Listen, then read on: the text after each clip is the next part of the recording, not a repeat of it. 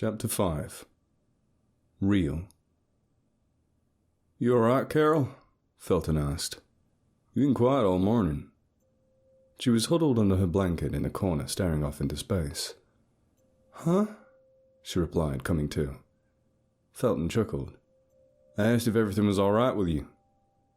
She blinked for a second, staring over to Ruth, who was bundled up nearby. The colour had returned to her face, her chest rising and falling in a calm rhythm. Felton noted this and glanced over to her. "She's doing fine now," he brought up. "She had episodes like that for years. This is probably the worst I've seen it, though." "Episodes? She was blue, Felton. That can't be normal." "You're right, it ain't. It's called Raynaud's disease. Makes the unlucky victim exhibit frostbite-like symptoms, usually to cold or stress. With Ruthie, it's been a bit more extreme than usual, off and on at odd intervals. It's a good thing you woke me up, though." Carl blinked. "I woke you up?" It was Felton's turn to give her an odd look. "You don't recall screaming Ruth's name in the middle of the doggone night? Nearly made us all soil our drawers." He replied with a chuckle. "You woke me up, and when I heard what you said, I glanced over at her. And that's when we found her like that. Cold as ice." Carl glanced over to her and swallowed. The thought of that dream surfaced. It was more like a nightmare, and yet it felt so real. She thought of the snow in her hand. How was that possible? Then there was that thing. "And then what?" she managed to ask. "Well, you'd fallen back to sleep, apparently. About a minute later, I looked over at you, and you were awake. Look, Ruth's gonna be fine. Is that why you got so quiet lately?" Carol bit her lip. "What's wrong?" Felton asked, noting her puzzled look. "It's nothing." "Hey, Felton, I got Sheriff on the line," Sam announced. "I got a hit." Sam was propped up on the chair, phone in lap near the wall. Everyone made their way over to him. "You got in touch?" Alex asked with a genuine smile. "Nice going, old man." "About time we got some good news flowing," Felton chimed in. Sam held up a hand for silence as he listened on the phone. "Yes, sir," he said to it. "I can hear you, but you're breaking up a little. Yeah, we're doing fine. There's 5 of us in total." Felton could vaguely hear the voice on the other end. "We're managing so far, but our generator gave out yesterday," Sam explained. "That's correct. Yeah, the cars are no good either." "No, sir." "Yes, sir." "Ask him when he's coming," Alex suggested. Sam gave him a glare and held the phone closer to his ear. "What's that? Sorry, Sheriff. You're going to have to speak up. How long are you?" Immediately, the colour seemed to drain from Sam's face. This seemed to add another level of anxiety to Alex, who demanded the phone be handed over to him. However, the line seemed to go dead as the old man made multiple attempts to confirm the information. "So, what did he say? Spill it!" Alex snapped. Sam swallowed a bit, letting the phone slid from his hand. "Come on, Sam, I can't take this suspense anymore," Carol added. "Sheriff said," he started. "the avalanche got the whole south end covered in at least 20 feet of snow. They're having trouble clearing it, let alone traversing. In fact, he said the train's been giving them issues and whatnot. Vehicles stalling and something about the areas they're cleared appearing as if they haven't been touched after a break. It hasn't even been snowing like that. He said he's never seen anything like it before." A puzzled look circulated around the group as he explained. "How long did he say till he'd get to us?" Felton asked. "They said, given all the mishaps, a week at least." "A fucking week?" Alex repeated. "Are you shitting me? What kind of cops do you have running in this area?" "Calm down. He said the snow's been giving him trouble." "That don't give him any excuse. Like I said to the old man, this is y'all's mountain. Why aren't you equipped to handle it?" Sam glared up at him again. "What you, sonny? Like I said, Misty Pass don't get no avalanches."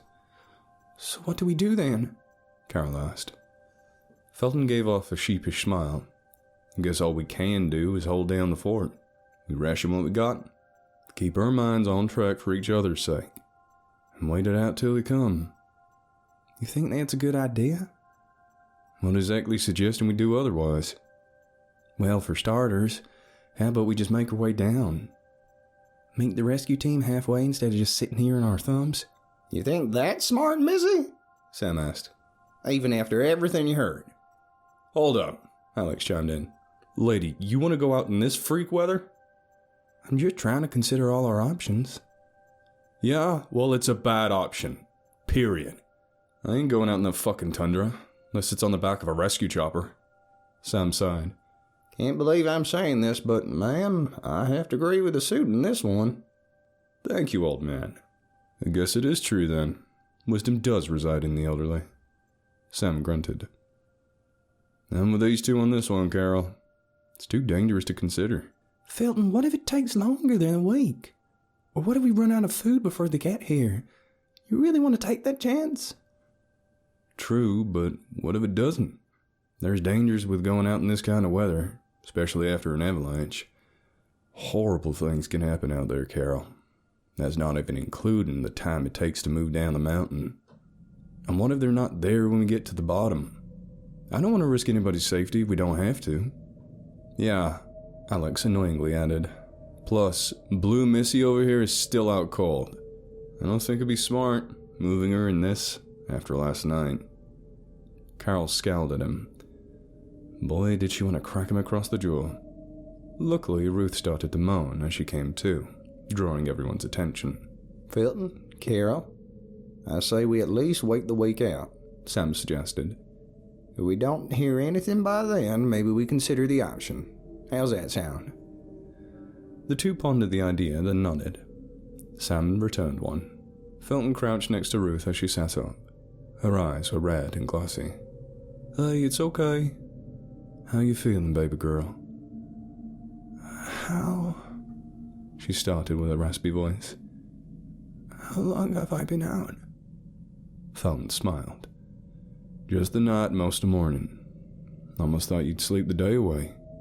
Sam appeared with a cup of hot cocoa. Here you go, Missy, he said, extending it to her. Thought this might brighten your spirits. Joy washed over her face as she took it in, thanking Sam, and choked down several gulps. Now, you sure you're all right, sweetie? Sam continued. You gave us a scare last night. Like a switch, the dread returned to her face. What? Felton sighed. Last night you had another episode, but worse than I've seen it on you. We found you bluer than the sky in summer and cold as ice. Hell, we couldn't even get you to respond when we tried to wake you. Ruth held the cocoa closer in silence. By the grace of God, Carol sensed something was up and hollered your name, which prompted us to respond when we did. As he explained this, the two locked eyes again. I don't know what would have happened if she hadn't. My question is, you go outside at any point? 'Cause it seemed like we're all bundled up pretty good in there. Ruth didn't respond. Felton realized her eyes were still locked on Carol's. Ruth? He repeated. I'm fine, she suddenly blurted, which startled everyone. She quickly stood up, spilling some of the cocoa as she set it down. Look, she said softly. I'm sorry, Dad. I don't know what happened. It was probably just a draft or something. Thank you for being there, but I really would like to be alone right now, okay? Felton grudgingly nodded as she made her way to the hallway at the end. Something certainly got her shaken up, Sam noted. Carol immediately followed her. Ruth? She called out, halting her from entering the bathroom. I just want to be left alone right now, Carol, she stated without turning around. You know what I want to ask you, don't you? Ruth turned around sharply. Please, don't. I don't want to talk about it. Carol quickly closed the gap between them. So I wasn't just saying things then. That really was you in my dream.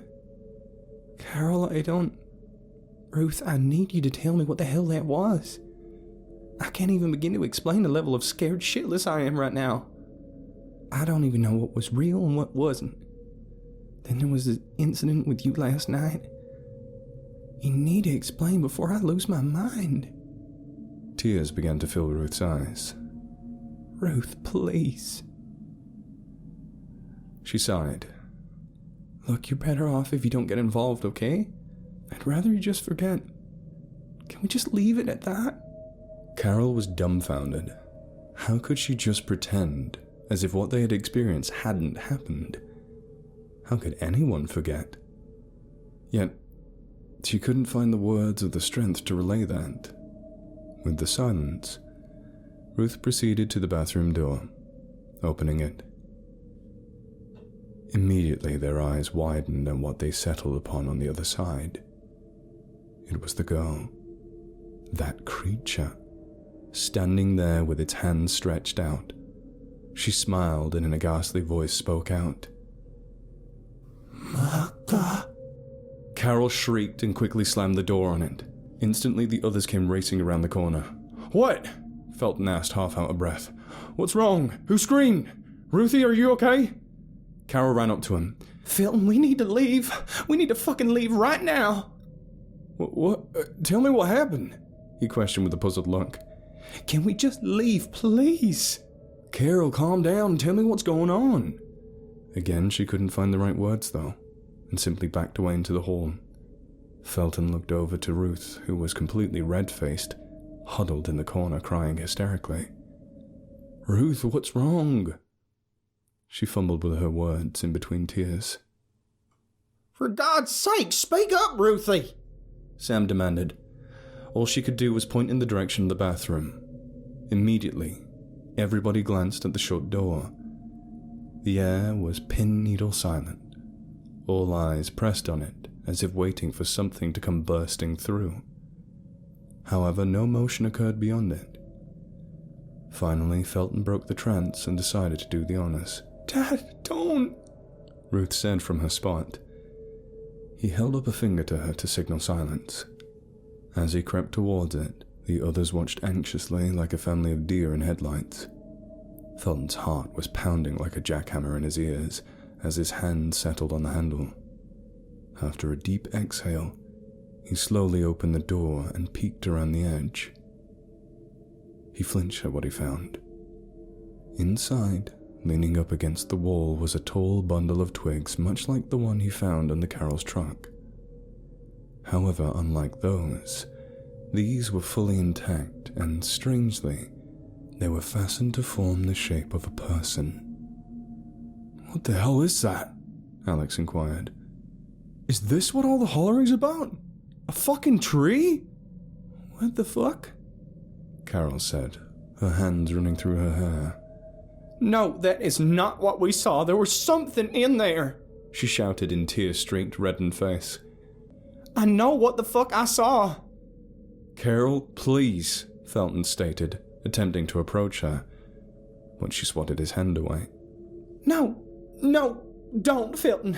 Just don't. I'm not fucking crazy. Nobody's calling you crazy, he assured. Speak for yourself, Alex shot. Felton quickly tossed him a glare. Lay off her. I know what I saw. Ruth saw it too, didn't you? They all glanced over to Ruth, who was silent in the back, eyes pressed upon the bundle, leaning in the bathroom. Ruth? Felton leaned in softly. Is that true? Her eyes carried over to her father's, then to everyone else's until they settled on Carol's. They were glossy and reddened, pleading for support. I don't know what I saw. Carol shook her head in disbelief. What? What do you mean? How could you miss it? Tell them, Ruth.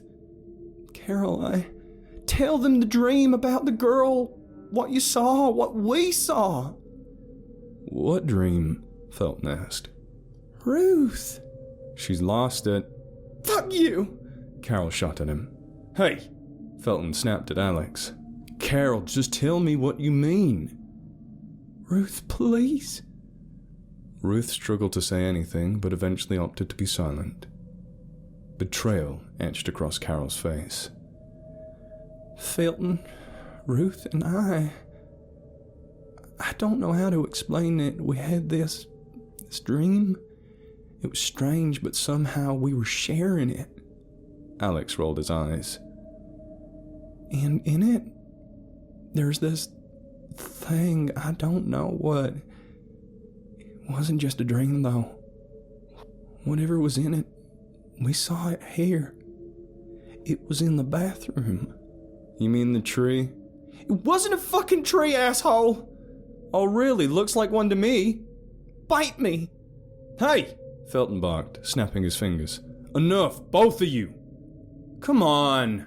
First Blondie over here ruins my car and gets us all trapped. Now she's crying wolf and trying to drag your daughter into it.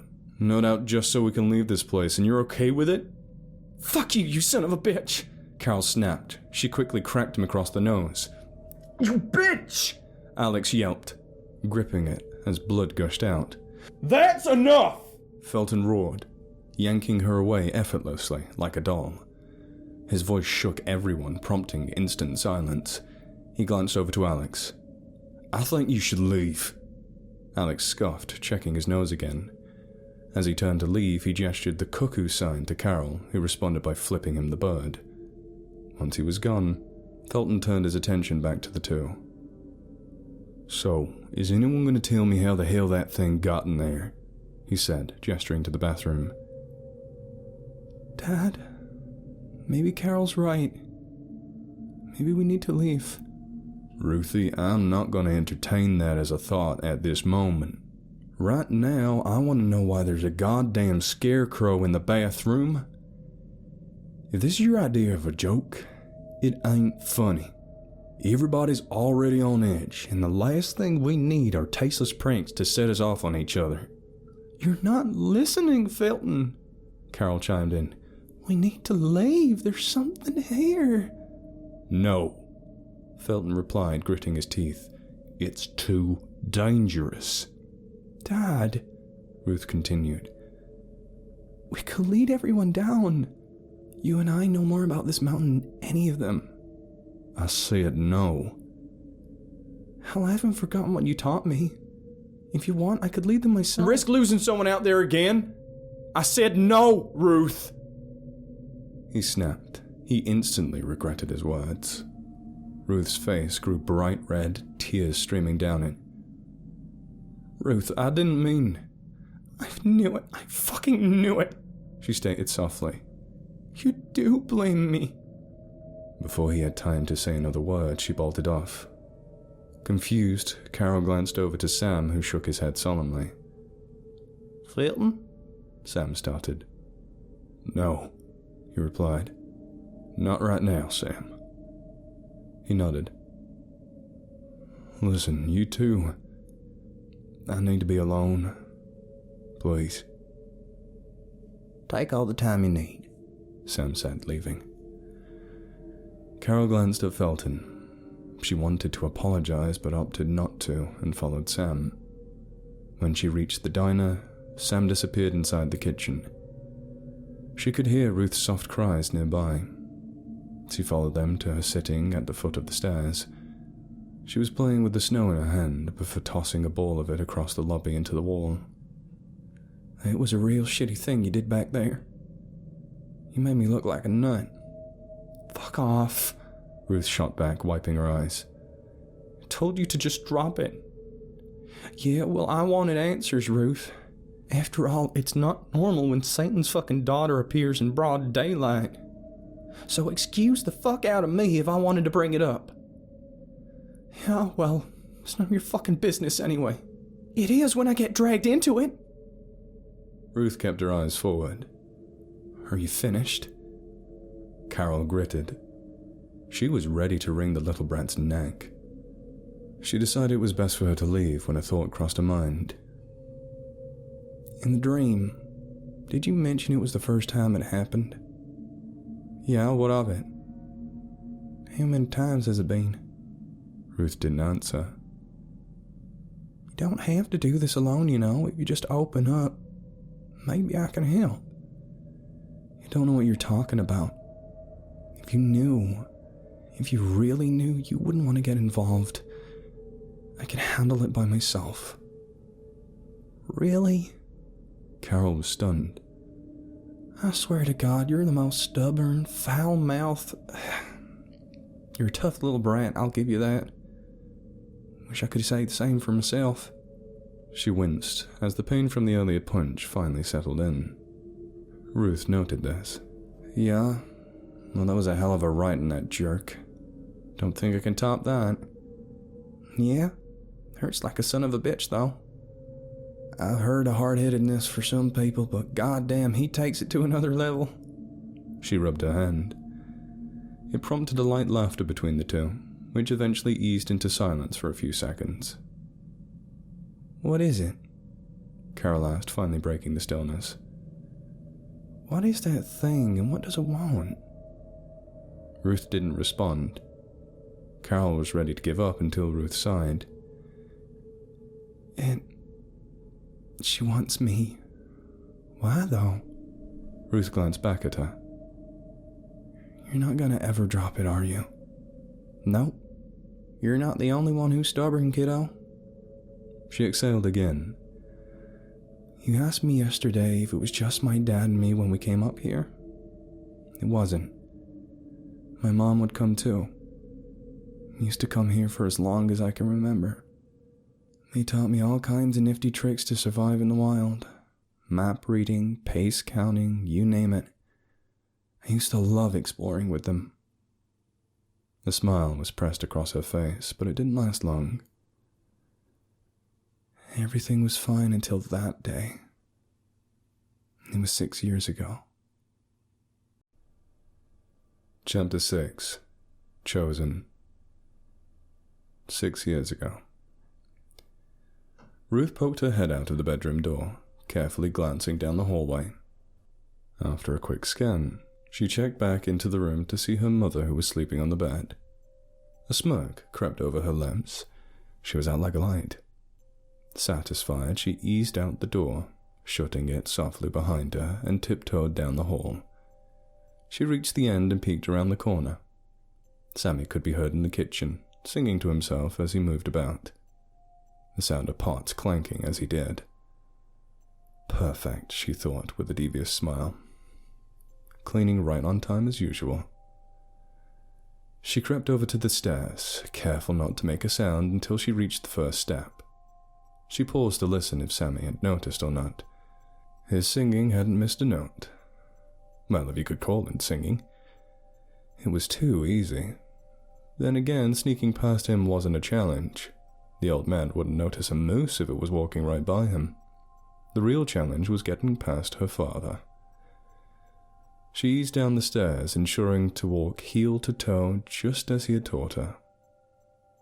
She could hear his voice, talking among the group of others, breaking into laughter occasionally.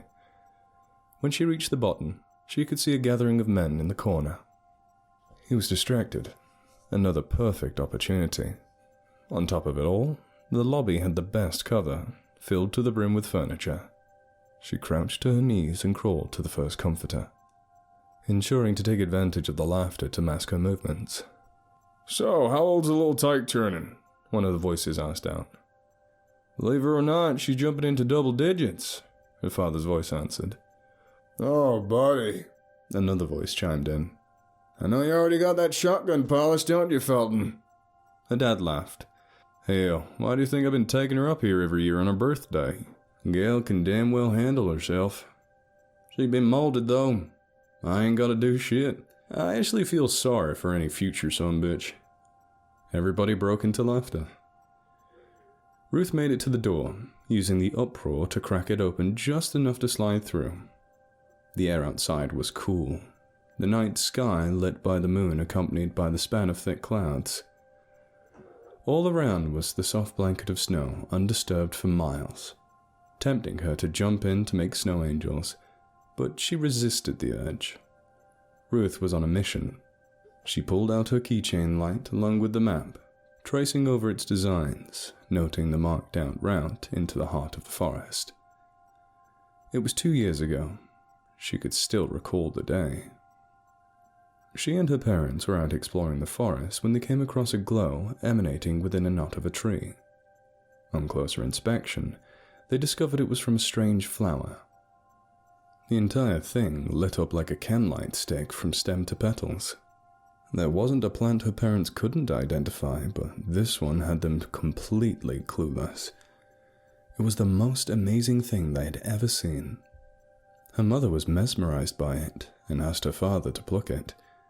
Yet, the flower was too far back in the knot, and the mouth too tight. He joked that Ruth could probably reach it with her size, but her mother wouldn't have it. He did promise to try in the future and marked it on their map, so they would be able to find it again. Though since then, he wasn't ever able to retrieve it and soon forgot about it, more than likely deeming it unobtainable. Until today, Ruth smiled to herself. She was going to do the impossible and nab it.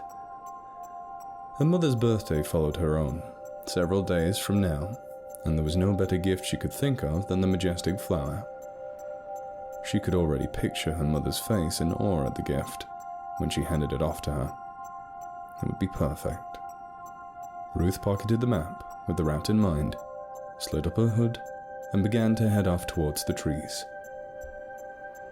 The wind started to pick up as she trudged her way through the snow. Even with her thick coat, its bitter kiss was cruel across her face. It must have taken at least 30 minutes to reach the tree line. She was sure her mother had noticed her absence. If she was lucky, she would think Ruth was with her dad. Even if she was caught, she was confident the flower would overshadow any potential chastisement. Ruth halted when she reached the trees. She took a second to check her map again, then gazed ahead. The looming bodies seemed to swallow the moonlight, presenting what appeared to be an endless void beyond.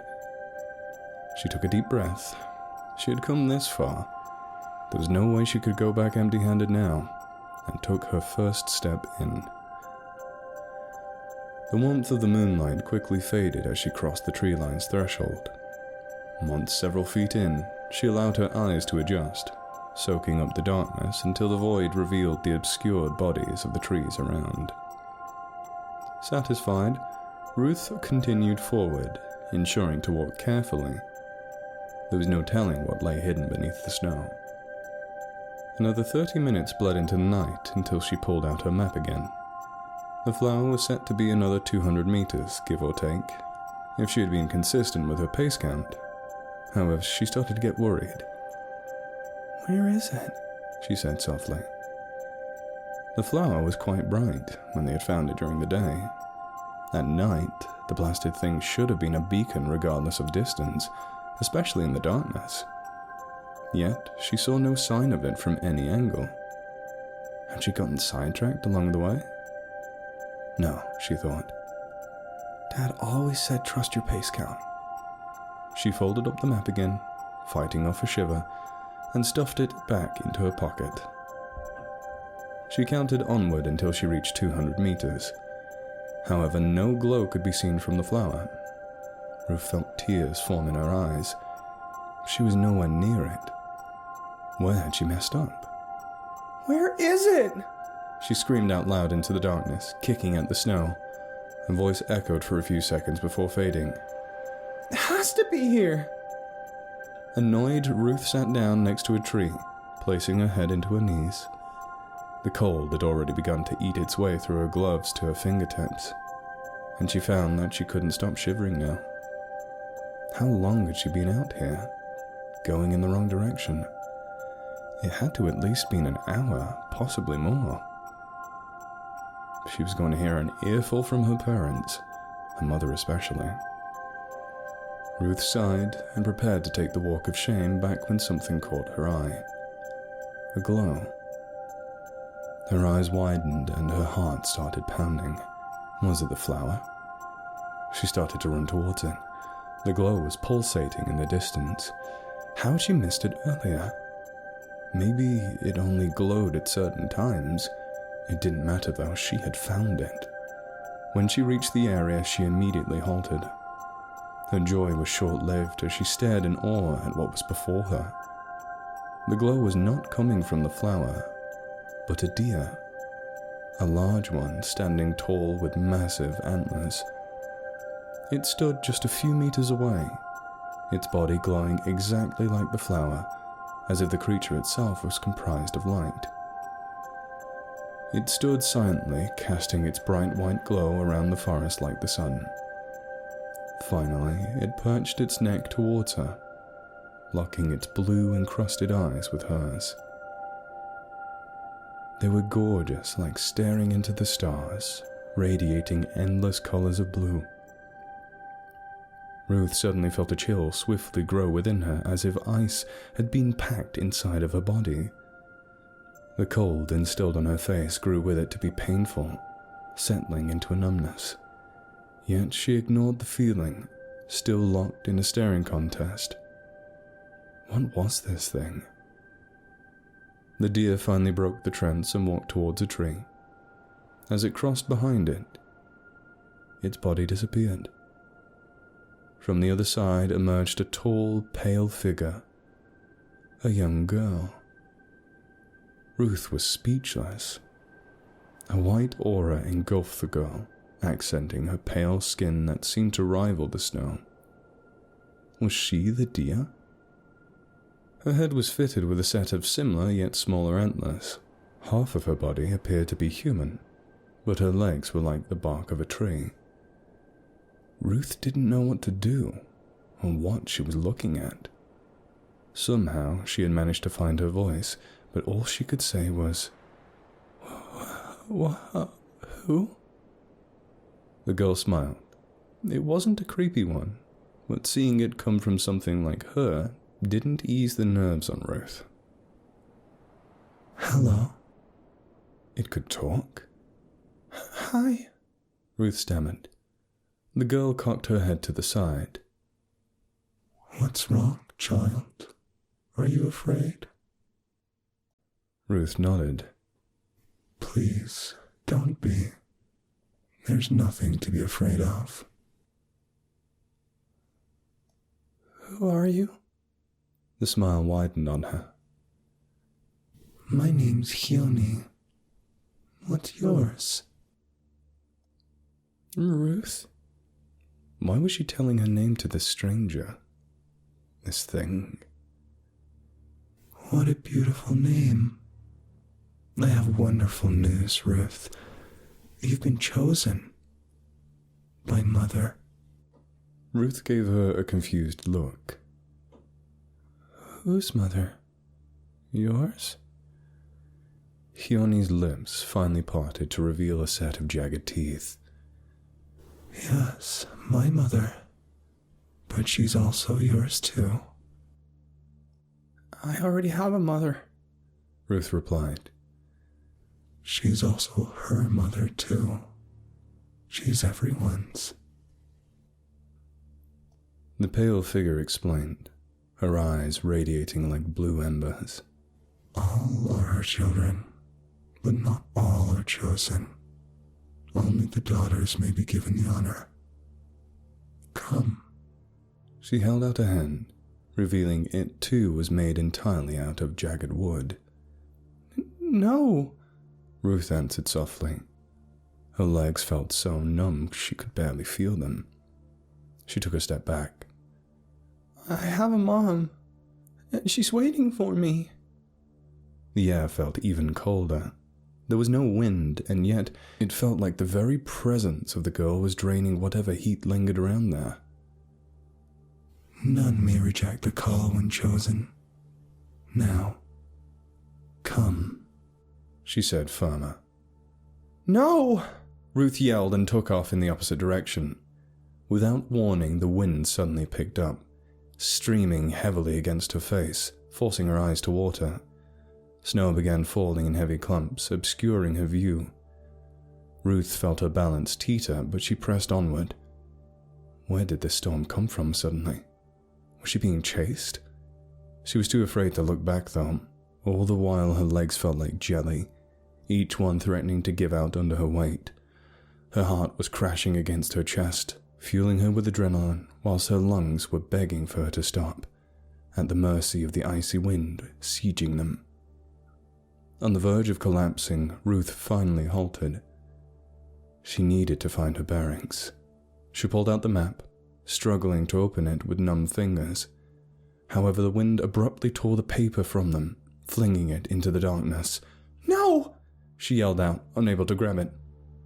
Ruth! Hione's voice carried on the wind. It was like her voice fueled it, increasing its pressure. None may reject the call when chosen. Leave me alone! Ruth screamed out. She spun around, attempting to locate any recognizable landmark, but everything looked the same. Trees, darkness, and snow. The flakes started to fall in thicker clumps. Ruth hugged her arms as the bitter cold continued to sink its cruel fangs into her. Mom! She called out. Mommy! Maybe if she yelled out loud enough, her mother would hear her. She had to have been gone long enough for them to notice. Surely they had been looking for her. Mom! That's when her heart dropped. She heard it. Ruthie! It wasn't the creature's voice. It was her mother's.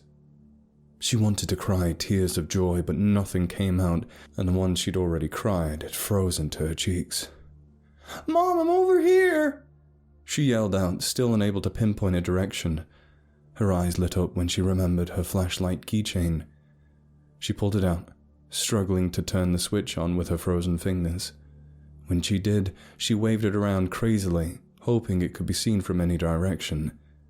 Finally, she saw a small light in the distance. Ruth, I see you, I'm coming! Ruth could hear her boots crunching against the snow rapidly as she approached. Don't move, baby! Just hearing her mother's voice warmed her up. She shined the flashlight ahead, catching sight of the familiar red coat of her mother. Ruth couldn't contain herself anymore and tried to run towards her, but lost her balance and fell into the snow. Her legs were done. At this point, her mother would have to carry her back, but she didn't care. Ruth!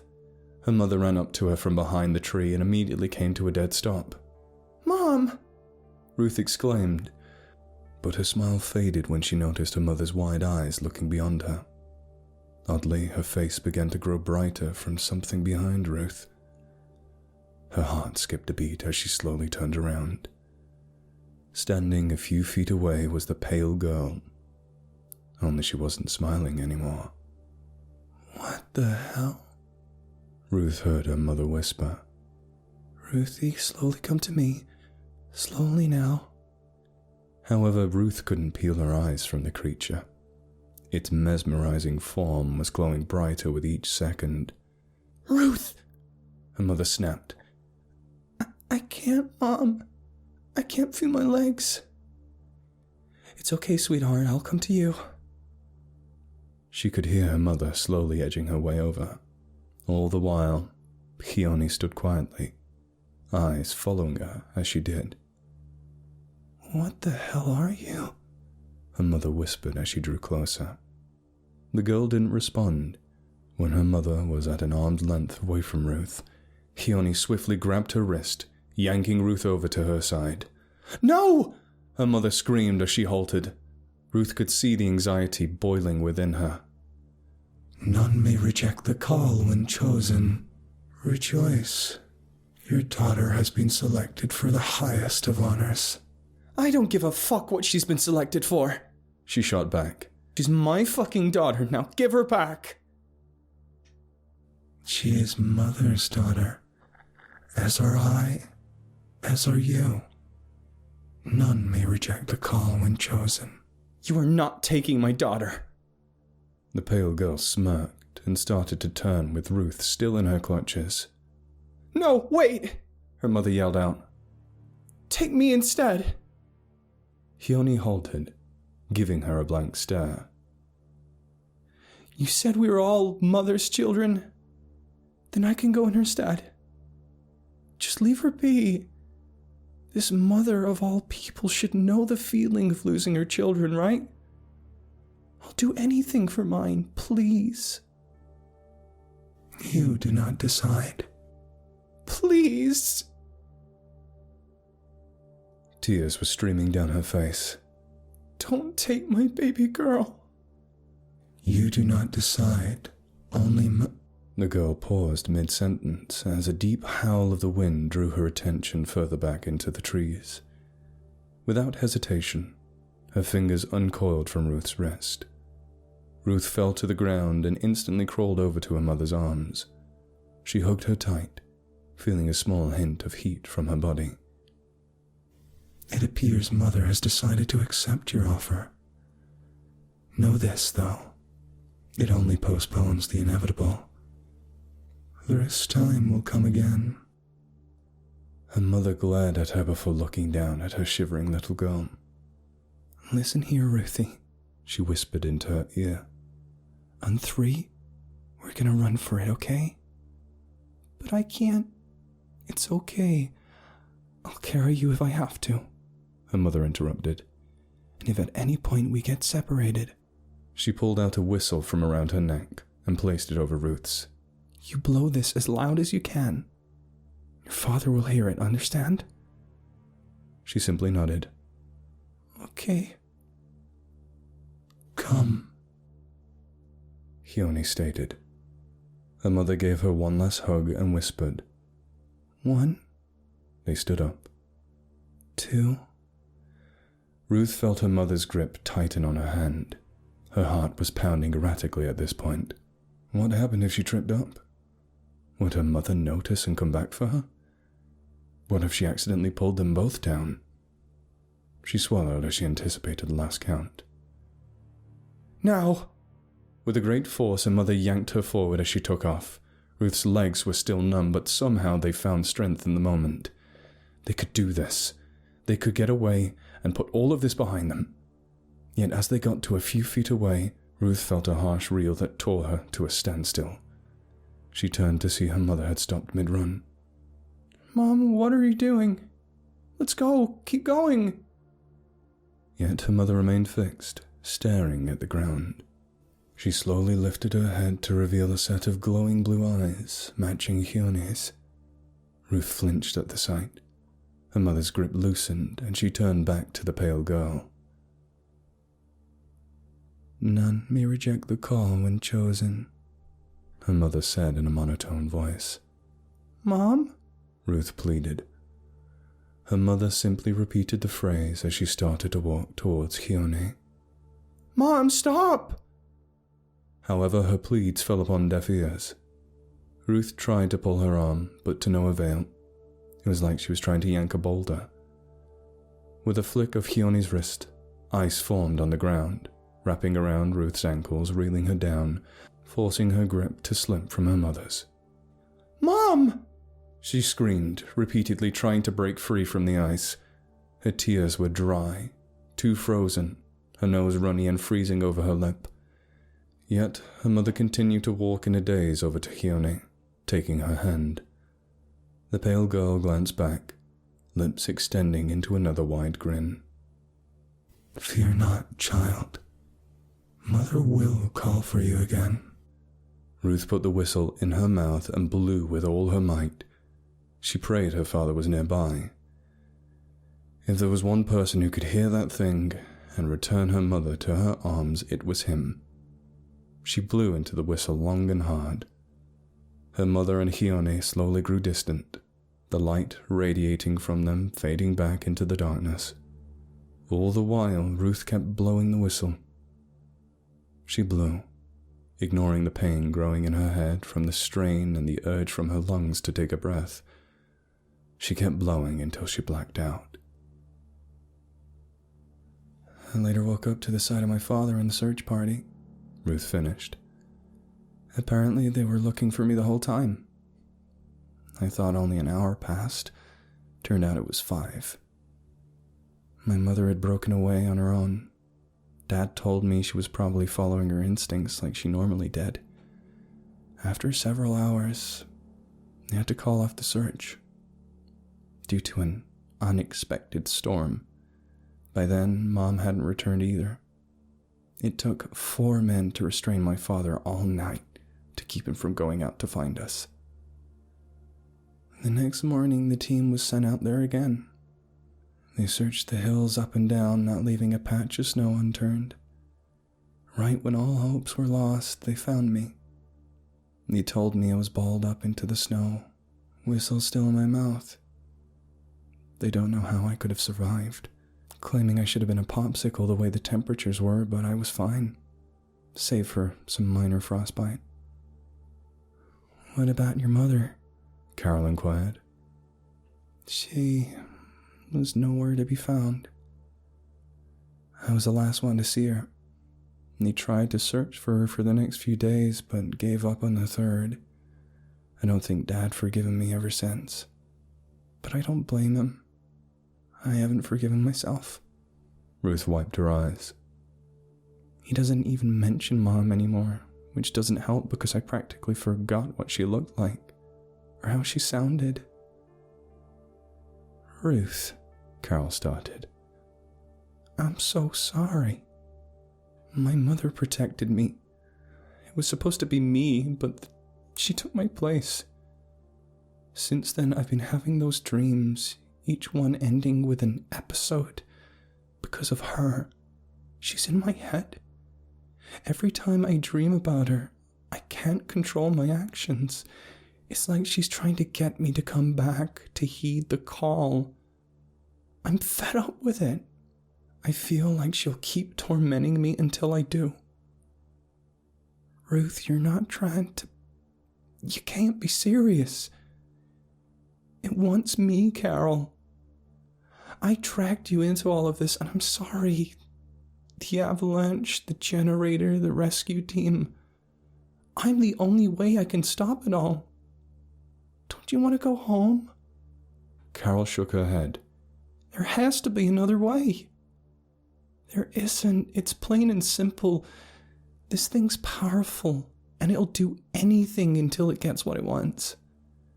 The fact that she connected our dreams might mean you're next. Carol swallowed. Do you really want to wait around until then?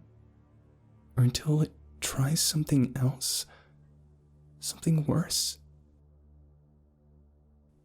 Felton struggled to maintain his grasp on the makeshift scarecrow of twigs as he tilted the headpiece out of the diner room window. He pushed until the whole thing fell over with a heavy thud. Relieved, he climbed out and began to drag it through the snow. He didn't want it anywhere near them. He stopped when he reached the side of the shack.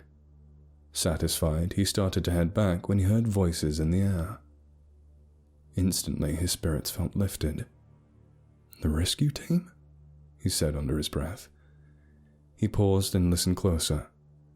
The voices continued, but as they got louder, they sounded less and less like their salvation. The hair stood on the back of his neck at the realization. He glanced over at the tree line once again, and on cue that familiar chill within his stomach grew like a weed. However, this time, Felton caught sight of something that made his blood freeze. Amid the trees, he saw a pair of blue, gleaming eyes staring back at him.